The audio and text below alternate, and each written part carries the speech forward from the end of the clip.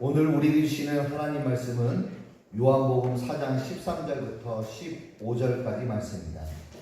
제가 가진 성경책 147쪽 요한복음 4장 13절부터 15절까지 말씀입니다. 147쪽에 있습니다.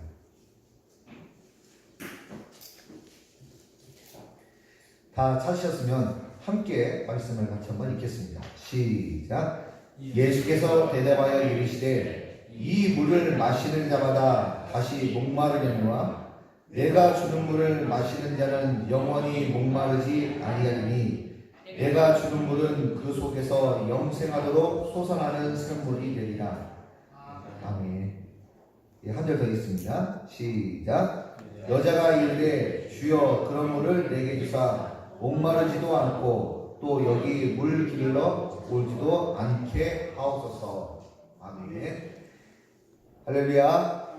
예, 우리 좌우에 계신 분들하고 앞뒤에 계신 분하고 인사하겠습니다. 반갑습니다.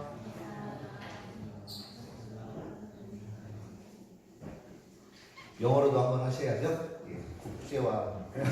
예, God bless you. 인사하겠습니다. God bless you.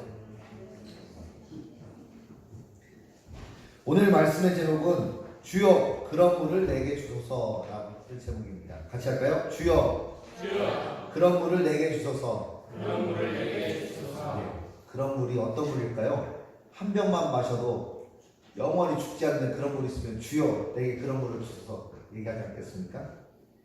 네, 시작하기 전에 제가 한번 오늘 물 얘기하니까 물을 한번 이렇게 또 죄송하게 또 물 먹이면 또 안 되잖아요. 제가 여러분께 제가 물을 마시도록 하겠습니다.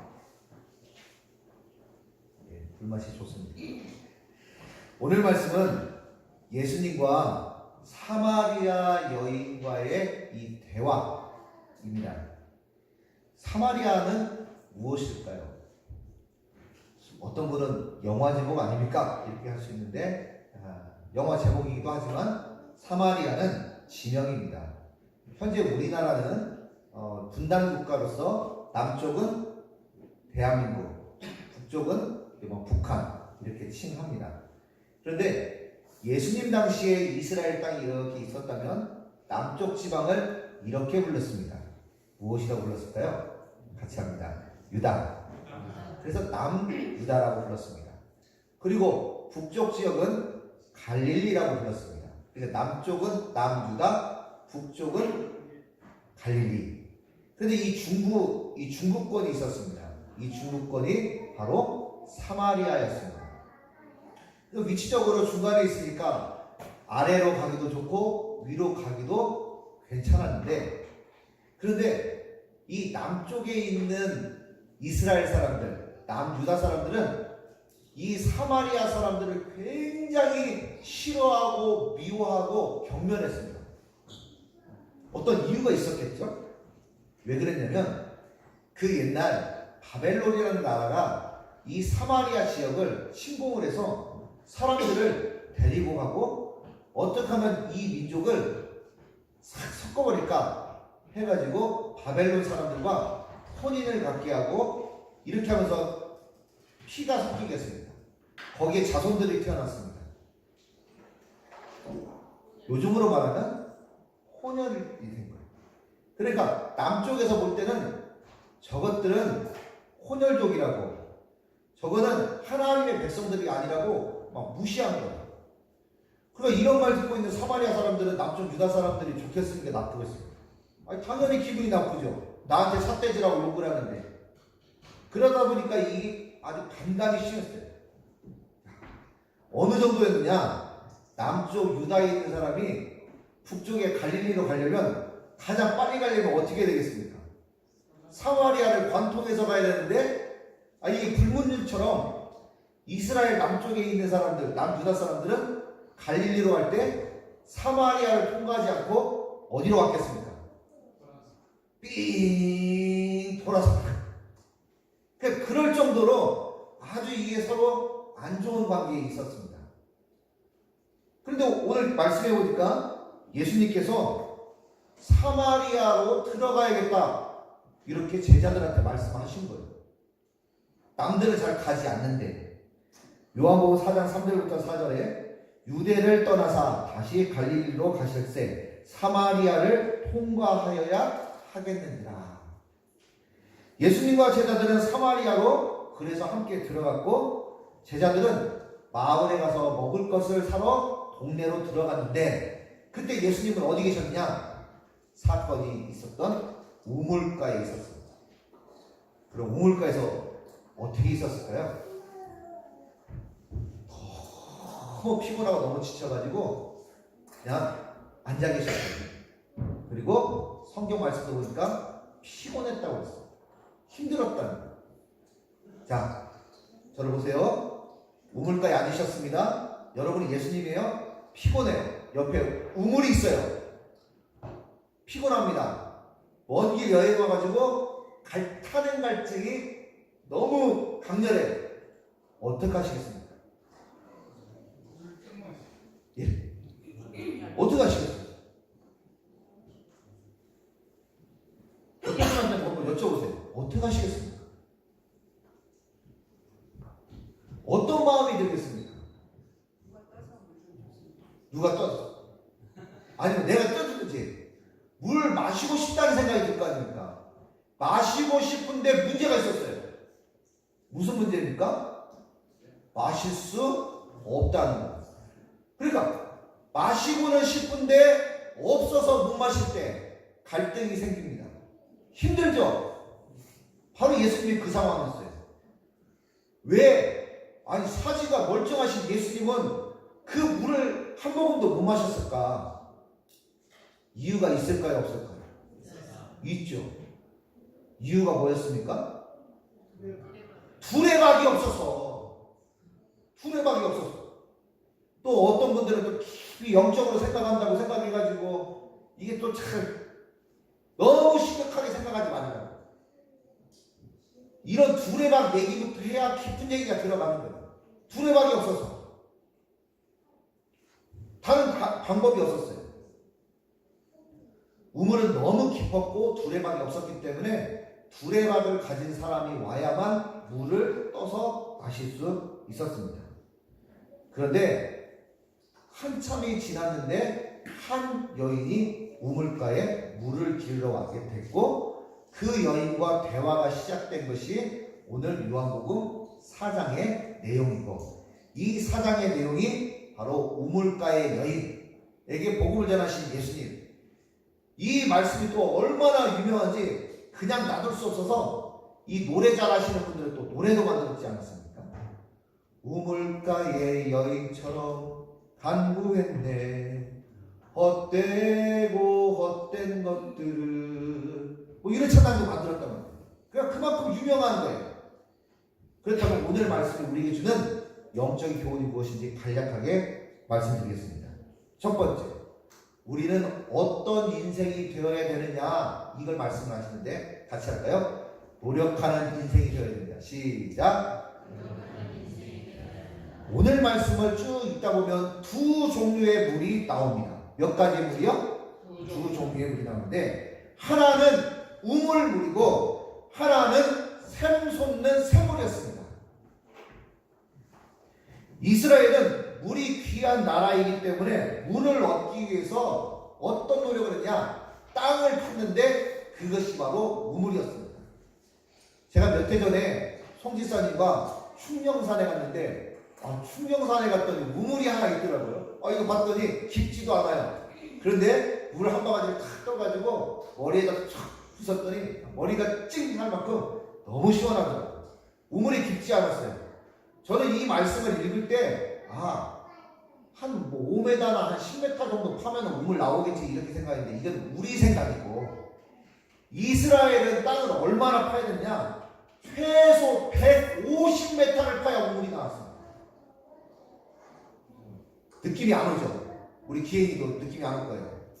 그럼 기행이랑 오늘 김치미사님이랑 오늘부터 해가지고 땅을 150m를 파세요. 그러면 이 말씀이 아이고 얼마나 힘들었을까. 참 설교 시간에 말하기는 잘 그렇지만 한 번만 이해해 주십시오. 얼마나 쎄빠지게 고생했을까. 입에서 쓴내 나죠. 땀 나죠. 별도로 다이어트를 할 필요가 없지요. 그거 하면 그래서 우물은 이렇게 깊이 파다 보니까 이것을 판 사람은 이것을 우물을 발견하면 큰 재산을 얻게 된 겁니다. 사람뿐만 아니라 동물도 마시는 물이 얻게 된 거예요. 즉 우물은 이 판 사람들한테는 가정이었고 그들의 직장이었고 생활 전부였습니다. 우리 모두 이 사람들처럼 우리도 지금 나의 인생에 우물을 파는 사람, 어떤 사람 지금 우물을 파가고 있는 사람도 있을 수 있고 또 어떤 분들은 이미 파다 보니까 이렇게 우물을 발견해서 그 우물물에 기쁨을 누리고 계시는 분들이 이 자리에 똑같이 있을 수 있습니다.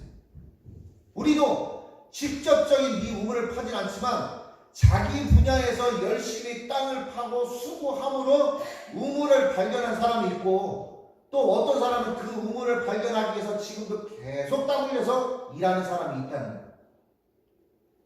그러나 중단하면 우물물을 결실을 얻을 수가 없습니다. 그렇기 때문에 우리는 어떻게 되느냐? 하나님이 주신 이 건강함과 우리에게 주신 지식을 가지고 최선을 다해서 노력하는 인생을 살아야 된다는 겁니다. 그런데 이 우물을 파기까지 얼마나 힘듭니까? 그래서 성경에서는 우물 하면은 고통스러운 사람의 노력을 상징하는 말이 되었습니다. 우물. 자, 첫 번째는 노력하는 인생을 살아야 합니다. 그럼 두 번째는 뭐냐? 오늘 말씀에 교만을 버리고 감사하는 인생으로 나가야 된다는 겁니다. 뻔한 얘기 같지만 들어보세요. 열심히 땀 흘려서 우물을 팠습니다. 기쁩니다. 우물을 팠을 때 그걸 발견했을 때 너무 좋아가지고 할렐루야 하나님 감사합니다 라고 하나님께 찬양 부르고 영광을 돌립니다. 그런데 점점 시간이 지나다 보니까 이 우물 때문에 부자도 되고 살만해지니까 점점점 하나님의 은혜가 잊혀져 가는 거예요. 그때 내가 참 잘 팠어. 내가 잘했어. 어느 순간 처음에는 하나님이 있다가 주어가 바뀌어요. 누구로? 내가. 하나님께서 은혜로 주셨다고 처음에 고백한 것이 점점 내가 잘해서 내가 자수성가한 것처럼 그렇게 바뀐다는 거예요. 그것을 바로 뭐라고 하냐? 교만이라고 얘기합니다. 처음에는 겸손하고 감사가 입에서 떠나지 않는데 어느 순간부터 자신의 수고와 열매를 자랑하게 됩니다. 그러나 이때가 조심해야 될 때입니다. 잠언 16장 18절 교만은 패망의 선봉이요 거만한 마음은 넘어짐의 앞잡입니다. 교만하면 그렇게 잘 되던 사업이 인생의 쓰나미를 만나서 어느 순간 슉 하고 날아갈 수가 있고 그 잘 되던 장사가 내가 원치도 않는 외국에서 무슨 IMF라고 하는 이 이상한 것이 싹 와가지고 한꺼번에 슉 하고 다 날아갈 수도 있고요. 내가 원치 않는 순간에 돌풍이 일어서 다 없어질 수도 있는 내가 그토록 건강했는데 이 교만과 거만함으로 인해서 순간적으로 금세 병원 신세를 지는 사람이 될 수도 있다는 거예요. 그 말은 뭐냐? 오늘 말씀하시는 것이 바로 그거예요.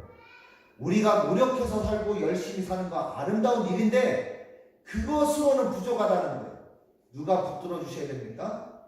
전능하신 하나님께서 붙드신다는 거예요. 이것을 오늘 말씀을 통해서 우리에게 교훈하는 겁니다. 열심히 팠던 우물이 물이 가득하면 얼마나 기분이 좋겠습니까? 그죠? 보고만 있어도 또 그 물 마시고 있는 사람들을 보고 동물들을 보면 기분이 좋아요. 어느 날 봤더니 우물에 난리가 났습니다. 땅이 몇 번 쭉 흔들리더니 우물을 봤더니 우물물이 바닥이 난 거예요. 며칠 지나니까 바짝 말라버립니다. 실제적으로 이스라엘은 이 아프리카 판하고 아라비아 판 이 두 가지가 있어가지고 1년 365일 중에 약 230번이 넘는 크고 작은 지진이 일어나요. 그러다 보니까 우물 같은 경우도 밑에가 이렇게 살짝 흔들려버려 물이 그냥 쑥 빠져버리는 거예요. 얼마나 허망해서. 하나님께서 흔들지 말아야 그것이 지켜지는 것이지 내가 팠다고 자랑하고 그렇게 살지 말으라는 거예요. 그것을 성경은 뭐라고 얘기하냐면 물 없는 우물이라고 하고 물 없는 구덩이라고 얘기합니다. 창세기 37장 24절에 그를 잡아 구덩이에 던지니 그 구덩이는 빈 것이라 그 속에 물이 없었더라. 전에는 물이 있었는데 물이 없어진 것을 우물이라고 하지 않고 구덩이라고 얘기합니다. 하나님께 기도하십시오. 하나님, 내가 나에게 주신 우물이 물 없는 웅덩이, 물 없는 구덩이 되지 말게 해주십시오. 이 우물을 통해서 나뿐만 아니라 차고 넘쳐서 흘러 넘쳐서 많은 사람들에게 유익을 주는 하나님의 영광을 드러내는 아름다운 우물이 되게 해주십시오. 그렇게 기도하는 우리 모두가 되길 바랍니다. 마지막 세 번째입니다. 오늘 말씀의 하이라이트는 이겁니다. 하나님의 은혜를 구하는 인생을 살아야 된다는 것입니다. 그렇습니다. 뻔한 얘기입니다. 자주 듣는 얘기예요. 14절 말씀에 내가 주는 물을 마시는 자는 영원히 목마르지 아니하리니 내가 주는 물은 그 속에서 영생하도록 솟아나는 샘물이 되리라. 솟아나는 샘물은 인간이 노력해서 얻는 물이 아니에요. 전적으로 하나님께서 열어주시고 베풀어주시는 은혜를 상징합니다.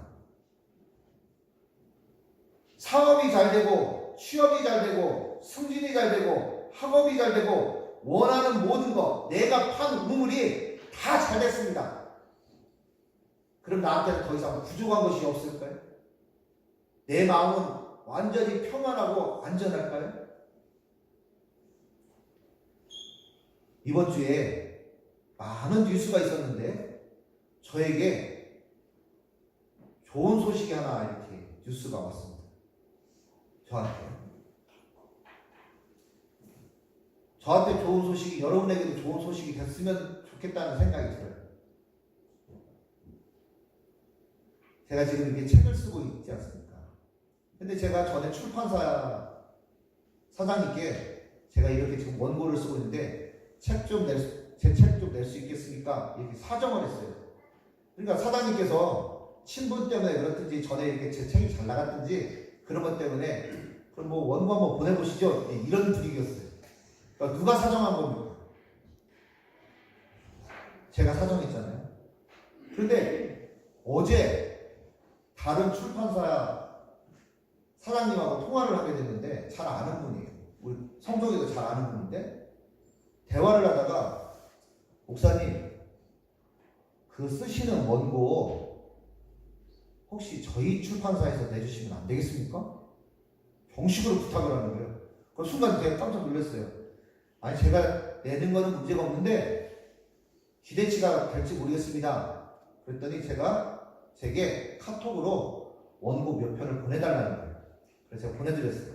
보내드렸더니 사장님께서 뭐라고 했냐면 자기가 가장 선호하는 글이라는 거예요. 그리고 지금 목사님이 쓰시는 이 책이 앞으로 향후 몇 년 안에 펼쳐질 한국교회 또 더 나아가서는 이 한국교회뿐만 아니라 한국교회와 관련되어 있는 이 모든 교회들에게 잠재적으로 지금 필요한 책을 찾고 있었는데 목사님이 쓰시는 책이 바로 그 책입니다. 라고 얘기를 하더라고요. 저희하고 계약을 맺으시면 인세도 저쪽보다 제가 더 드리겠습니다.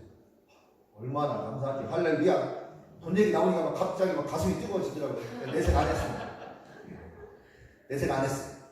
아니 그런 거는 별로 중요하지 않습니다. 왜요? 속으로 중요했는데 그렇게 해야지 또. 그렇게 얘기했어요. 그러더니 일단 책이 나오면 그 각 기자분들하고 이렇게 제가 이렇게 출판과 관련돼서 인터뷰를 하게 되고 그것을 기독교 TV에서 다 이렇게 촬영을 해가지고 잘 아시는 기독교 방송 CTS 이런 데로 제 책과 제가 인터뷰한 것이 이렇게 방송이 되도록 모든 것이 다 조치가 되고 SNS상과 뭐 홈페이지 이런 것들로 이게 전 세계로 다 나가도록 훨씬 더 광고도 많이 해주고 잘 됐죠. 그래서 마음속으로는 이런 생각이 들었어요. 수입이 얼마나 들어올까? 이런 생각. 왜 그랬냐면 좋은 데 쓰고 싶었어요. 좋은 데 쓰고 싶었어요. 지금 산악지역에 교회 건축하는데 거기에도 헌금을 해야 되겠다 생각이 들고 지금 몇 가지 계획을 세우고 있어요. 그러니까 이걸 잘 모아가지고 뭐 이렇게 좀 주식이라도 사는데 그런 생각은 안 하고 자꾸 또 뭔가를 나눌 생각만 하고 있으니까 아무튼 그럴 수 있는 기회가 있고 그럴 수 있는 실력을 주신 것에 대해서 무한 감사하게 되었습니다. 그런데 이렇게 되면 제 마음이 항상 충만하고 변함없이 기쁘기만 할까요? 그렇지 않다는 겁니다. 모든 기쁨 끝에도 슬픔이 있고 항상 좋은 일이 있는 것 같으면서도 세상 말로 호사다마라고 하지 않습니까? 말하는 것이 항상 있는 것 같아요. 그런데 우리 마음속에 근본적으로 다른 것으로는 다 채워도 이것만큼은 채워지지 않는 방을 하나님께서 공간을 만들어 놓으신 겁니다. 그게 바로 뭐냐면 요한복음에 나오는데 원어로는 코일리아. 같이 한번 할까요? 코일리아. 근데 이것을 성경은 뭐라고 번역을 했냐면 배라고 번역했습니다. 그러니까 사람들 마음속에 깊은 곳에 다른 그 어떤 것으로 채워질 수 없는 것. 애인도 채워지지 않는 거예요. 돈도 승진도 자식도 그 어떤 거로도 채워지지 않는 그 은밀한 공간이 하나 있다는 거예요. 사람만 가장 근원적인. 근데 그 코일리아에 그 뱃속을 채울 수 있는 것이 바로 뭐냐면 생명수, 생수, 샘솟는 물로 채운다는 겁니다. 성경을 보면 이렇게 되어 있습니다. 요한복음 7장 38절과 39절에 나를 믿는 자는 성경의 이름같이 그 배에서 생수의 강이 흘러나오리라 하시니 이는 그를 믿는 자들이 받을 성령을 가리켜 말씀하신 것이다. 우리는 교회를 좀 다녀오신 분들은 아시겠지만 성령 하면 다 뭐라고 생각하냐면 하늘에서 떨어지는 불덩이라고 생각을 합니다. 간혹 어떤 목사님들 막 그렇게 하시죠? 불 받아라! 성령 받으라는 얘기예요. 근데 실제로 성경에서 하나님의 거룩한 성령은 어떤 이미지로 나와 있냐면 생명수, 물로 우리에게 표현하고 있습니다. 너희가 받을 성령, 너희 뱃속에서 흘러넘치는, 끊이지 않고 흘러넘치는 그런 생수의 강, 그것이 바로 뭐냐? 너희에게 하나님이 주시는 하나님의 영, 성령이라는 거예요. 이것은 우리가 노력해서 얻는 것이 아니라 하나님을 믿을 때 하나님께서 우리에게 주시는 가장 깊은 곳, 근원적이고 원초적이고 본질적인 것을 채워주신다는 거예요.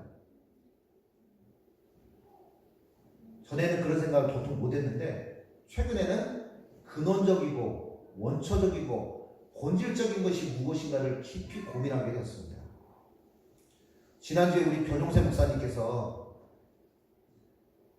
설교와 강의를 겸한 강의를 이렇게 하셨는데 이런 말씀을 하셨습니다. 많은 심리학자들이 연구를 하다가 결국에 발견한 것이 있는데 인간은 변하지 않는다는 것을 발견했다.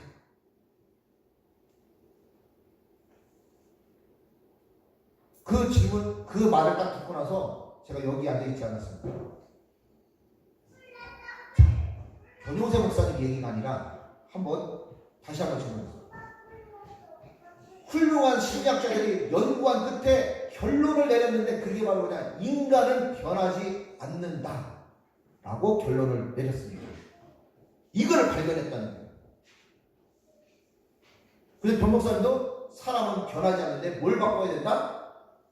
관점을 바꿔야 된다. 지난주 설교가 이거였던 거예요.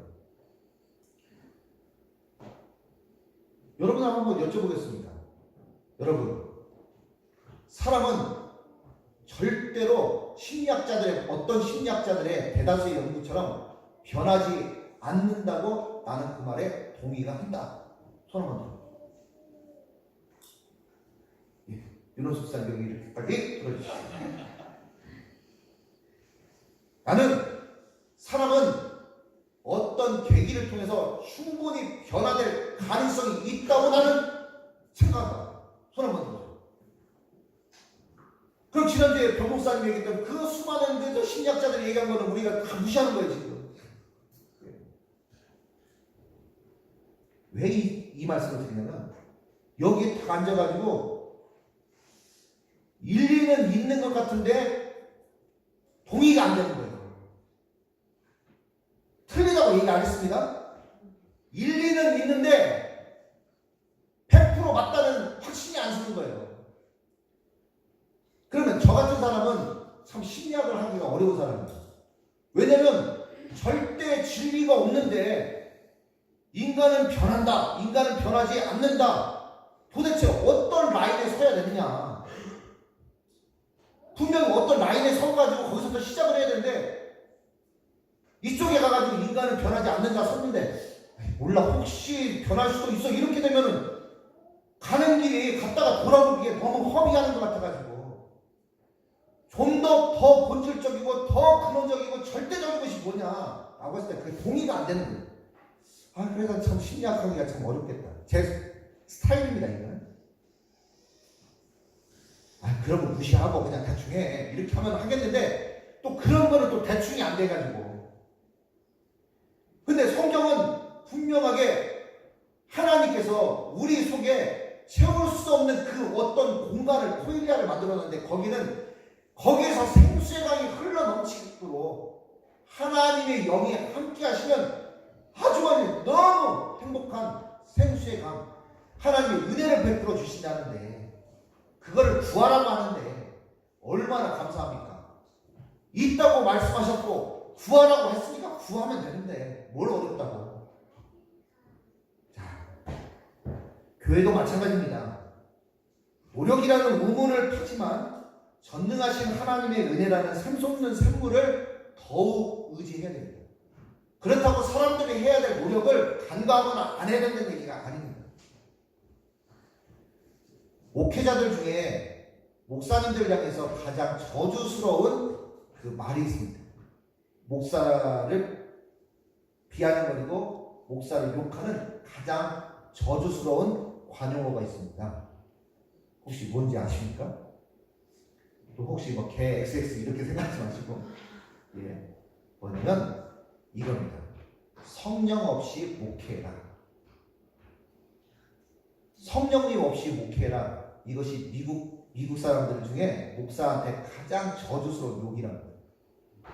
성령 없이 목회를 해라. 그 마음속에 생수의 강 흘러넘침 없이 그냥 대충 해라 이게. 텅 빈 우물 인생 되지 않도록 날마다 하나님의 은혜를 구하는 우리 모두가 되어야 될 적이 있습니다. 말씀드리겠습니다. 우리는 노력하는 인생을 살아야겠습니다. 그런데 교만을 버리고 감사하는 인생이 되도록 더욱더 수준 있게 살아주십시오. 그리고 하나님의 은혜가 내게 임한다.